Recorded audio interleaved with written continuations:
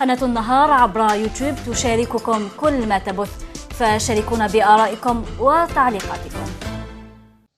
أهلا بكم مشاهدينا من جديد في أخبارنا الدولية. وبعد التفجير الانتحاري الذي طال مسجدا للشيعة في مدينة القطيف السعودية والذي أسفر عن مقتل 21 شخصا، حذرت وزارة الداخلية من خلايا التجنيد في المملكة العربية السعودية، حيث كشفت التحقيقات أن داعش أصبح يستهدف في تجنيده كافة شرائح المجتمع. التقرير لكريم عليلوش.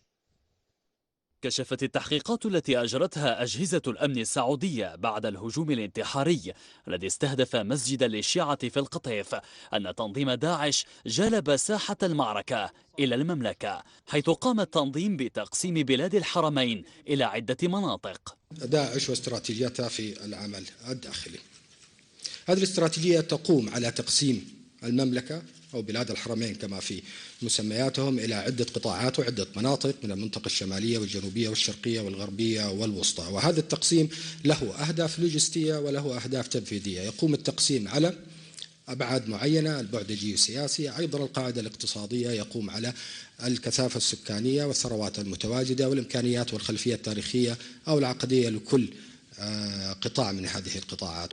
ولفتت وزارة الداخلية السعودية إلى أنه لا حدود لنطاق التجنيد لداعش في المملكة، موضحة أن أمير التنظيم في بلاد الحرمين عبد الملك البعادي يجند الأطفال وصغار السن عبر وسائل التواصل الاجتماعي لاعتناق الفكر التكفيري ويحرضهم على قتل أقاربهم. في الواقع هذه التنظيمات خرجت إلى الفضاء الأوسع، خرجت إلى المساحات الكبيرة جدا. التجنيد ممكن تجدوه في أي مكان، في أي شريحة، في أي مستوى، في أي مستوى اجتماعي وفي أي مستوى ثقافي أو تعليمي أو فكري. إذن لا حدود لا نطاقات لعملية التجنيد. الموضوع أصبح أخطر من ذلك، أصبح التجنيد في داخل البيت وأصبح في داخل العائلة وفي المحيط الأقرب والأقرب.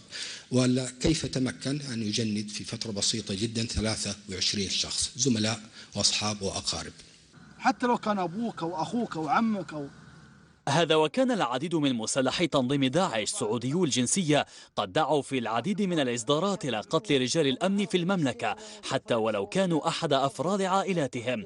فالعمليات الإرهابية الأخيرة تكشف أن تنظيم داعش هو حاليا في المرحلة الأولى من مخططه للعصف بالأمن في بلاد الحرمين الشريفين.